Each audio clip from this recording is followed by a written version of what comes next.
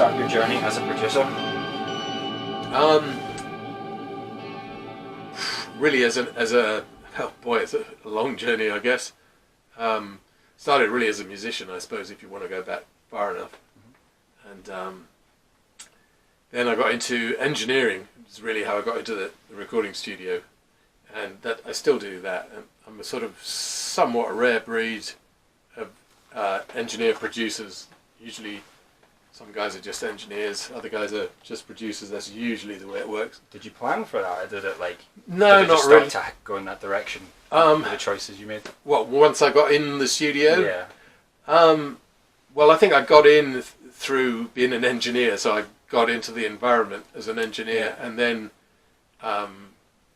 started doing producing jobs as well.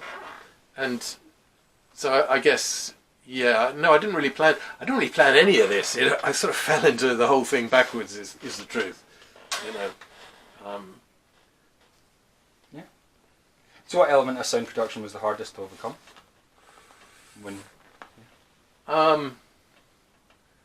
That's a pretty broad question, because the actual sound that you know, getting the sounds is sort of the engineering side of sound production. Mm-hmm. Learning those things, maybe. Yeah, there's a lot to learn.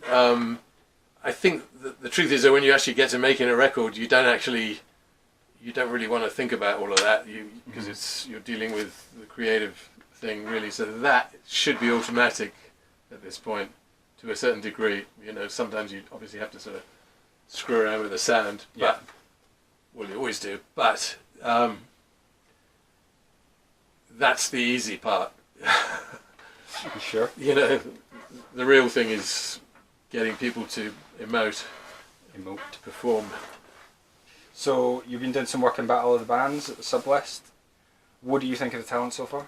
I'm amazed, actually. I'm really impressed. I mean, Was it more than you thought? Yeah, way better than I thought. Way better than I thought. And I think the range of talent, and it really surprised me. And most of what we've seen is really from the northeast of Scotland, and I'm just amazed that there's so much going on in this little corner. Yeah. And it's in a way it's sort of indicative of, I guess, the way the business has always been, but certainly is now, where you know, it's feast or famine. You're either doing really well at the top or you're struggling at the bottom. Most people are struggling, and it's not a very democratic business, let's say. Yeah, there's still so many people going for it. Yeah. Are you excited about the final? Yeah, really excited. No, I can't wait. Should you say, have you got any favourites? I shouldn't really say, should I? Just wondering. Guessing. Probably a few, actually. I mean, you know, the truth is there anyone that you thought wasn't going to make it and has now made it? Yeah, made the cut. Yeah, Okay. I'm not going to mention names at this no. point, but no, definitely. No, it's really hard to say. I think the truth of the matter is they've all been pushing the envelope, you know, themselves as the contest has gone along, and so I mean, we've seen certain bands who've really changed massively in the last few months. It's incredible. They've really grown. Inspiration to go. Yeah, grown. And it seems as if, you know, the competition is really egging them on a bit. So if it is, great. That's all that we could hope for, really. You know. That's awesome. What do you think, Alan? I think it's far more. It sold a lot more than I thought it was going to do. Initially, there's 48 bands. I think I applied for it, and then we went down to 20. And out of the 20 bands, you know, there was one or two you can say, you know, they weren't great, but definitely after all the performances of every band the very first time, since they came to the second round, you've seen changes. You've seen people who'd stepped up to plate and done different things, certain suggestions. We suggested things to certain bands that we'd like to see. They've done it, which is good. And someone we asked a couple of bands to do covers, and they've done covers really well. A couple of covers were very different, and really out the box for the original was there was one, I think it was Edgar Road done, and the track was a dance track. And they kind of made it on their own. Ken and Carmen for Karma, they done a Manic Street Preachers track, Designed for Life, down for a kind of broken down version, really good. It kind of went down well, and a lot of the other bands I say have been great, but I kind of worried in the sense of the final of is how on earth we're going to pick somebody. Because there's 6 cracking talented bands that are in it. Yeah. It's going to be so hard to pick. It is, and then again, there's also what are the real criteria? Yeah. You know, because I think within the judges we've probably got slightly different takes. I mean, Eddie and Alan, not this Alan, the other Alan, Alan Forbes and Alan Forbes. There's 4 judges. Yeah, and they're DJs, both of them, and so they probably have sort of radio type ears. And, I have sort of record making ears for the most part, although I've seen a ton of live stuff, been around it a lot, so I also do understand the thing of performance, but and Alan's been around it all, so I guess what are we looking for? I guess the band most likely to do it, to be successful, and to be successful it's going to be as a records, isn't it? Okay, so what is the criteria you're looking for a successful band? Well, I think it comes in marketable as well.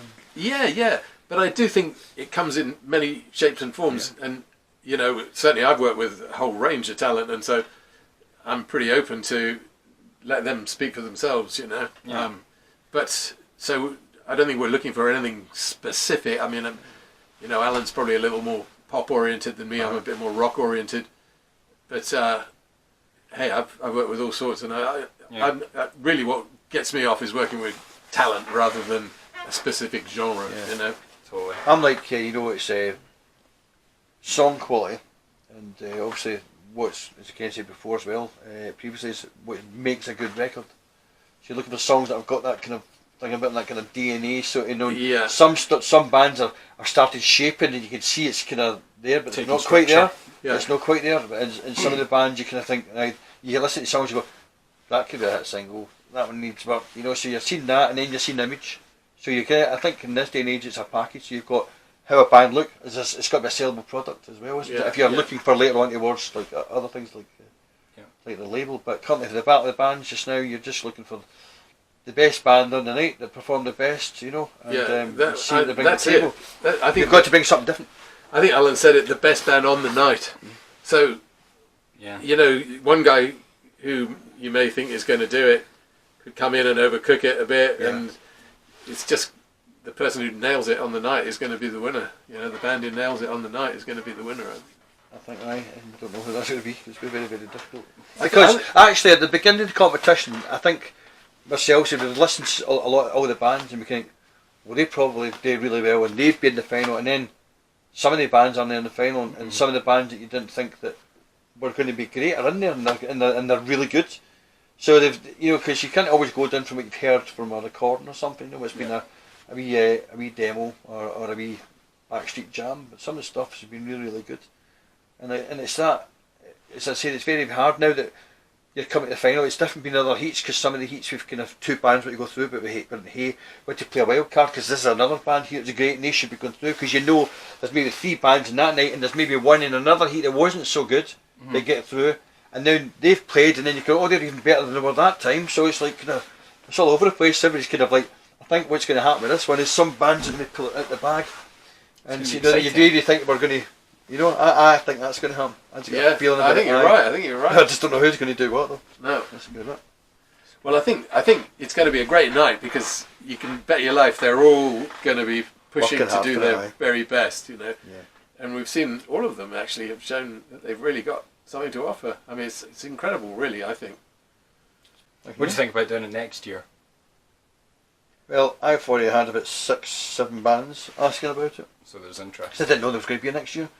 We were just this is the very first time we've done it, and it was just a case of see where it goes, and and try it. Because I know that a lot of people do battle of the bands, and it's like they kind of go, a lot of people don't like going in things like that. But from what the response we've had is that this has been very different battle of bands from any other battle of bands some of the bands have been in before. It feels different. There is a more professional kind of feel to the whole thing, and there's a good prize at the end of it, because it's like sometimes people have battle bands, it's been a wee cash prize, or and initially with this one, Ken was the prize to mix it now. Recording and stuff now, so there's a whole lot more. Yeah, I think when we started, when Alan started, I should say, really, and the prize was I'd mix a song basically. And then as the thing evolved, it's like, well, mixing a song is no real big deal, really. You know, so we It's a figured we figured it would be better to actually sort of make a little EP or something, make something a bit more worthwhile. You know, I think the also thing was, well, next time you're going to get somebody to mix a song, you know, that or somebody's going to record something. I think if it the chat is because the caliber where you've been in the music industry is what's been, you know, worked with the biggest bands. Do you reckon that's causing some inspiration I within the definitely think it is. I think it's so that's why it's such a big thing. Mm-hmm. I mean, you're being a bit modest, but to be honest, from what Ken's done, it's actually making people kind of go, wow, the chance to work with somebody's worked with all these biggest bands. So somebody knows, you know, knows the industry, and to find somebody at that kind of top level is very hard. So that's how it's become a great prize. Ken's upped it, so it's like people I think are pushing for it. But I tell you what's amazing to me though is the enthusiasm of the kids as well. I mean, are you just enjoying seeing them go out there and it's all about that. I mean, it really is. Success is all about, you know, enthusiasm, hard work, and just, you know, focus and desire, and they're all showing that in spades. But with a real good energy, there's not sort of rivalries. They're all very supportive of each other too, which is very nice to see. Yeah, it's really nice. That's because we've had that. We've had when we're doing online voting, you had one band voting another band up in the same heat, and vice versa, voting each other. That's really nice. It's been great. It's not been like a and in the red corner and in the blue corner kind of thing. That's I've seen in some battle of the bands where people wouldn't even speak. They were just going, it was a battle. This isn't a battle. This is just like so many different bands getting together. And I think a lot of them know each other already. Playing the same circuit. You know, in fact, there's a band from Thurso, Forgetting the Future, who was the band that went up and played there? Was it Edgar Road? I think went up and played there. And, I'm not sure. And they were opening for them. Maybe it wasn't Edgar Road. No, it was Midnight Pacific, maybe. Possibly. I'm not sure. Anyway, they went up to Thurso, did a gig, and these kids were opening for them, and they enjoyed them so much they got them another gig back in Inverness as an opening. So they're kind of networking with each other, which is good, you know. And that's one of the things that we've done in the SUblist as well. The idea was gig swaps, which meant if you were playing outside your hometown, then people to come to your gig that without you being a big band, they're not really going to turn up at it because they don't know you. Yeah. So these other bands that were big in their town would play, and then you would get to back them there. So you'd have a crowd to play to rather than an empty room, and so vice versa. So they'd come up here. It's kind of been like that. So you know, the SUblist thing is all early days, but it's slowly everything's come together. It's like a big family now. Anyway, at the end of the battle of bands, this one is going to be kind of like, you know, well, you know, Sammy's won and that's all. And it's amazing how quickly. But we've met lots. Yeah, it's been very quick, and we've met lots of people and bands and friends, and it's great. We met Alan Forbes and stuff, and I met yourself and the other stuff, and we've met a lot of the other bands. It's great, and hopefully we work with all these bands in the near future as well. I'm just quite excited that the whole thing's going so well. Better than I thought it was going to go. Yeah, well, I think when we saw the calibre of talent, it just felt like, you know, so at the end of the day, at the end of the final, we just wave everyone goodbye. And, you know, Alan being who he is and me being who I am, it's like, God, this is crazy. We should do something. We've got something we could work with here, you know. Yeah, no, so I was saying, you know, so we're doing this label and sort of, I mean, separate from Battle of the Bands and the SUblist and all of that, but they can be, if you like, sort of feeders for it as well. Yeah, you know? You're kind of thinking, there's bands here that you could definitely work with, or bands that have got potential you could work with that are needing, you know, a bit more gigs and development, you know, and so maybe not right now you would take them on, but because at the end of the day when you're going to do a label, you're going to have to be able to bring people on as a good product that are going to good quality songs, and you're going to be able to move the product on. Exactly. I don't know. Bands can never really be a yes or no, can they? Like.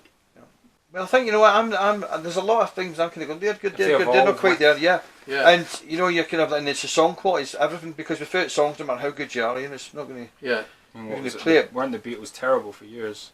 Yeah. Before they even became a good band?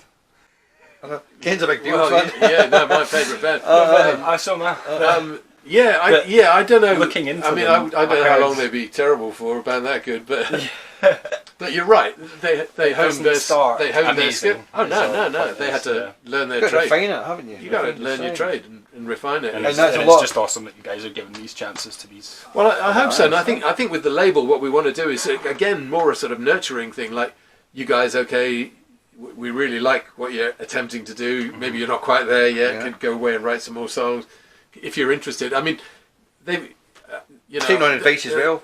taking on advice from you. Yeah. You know, if you're a closed book, you know, and then you'll never get anywhere.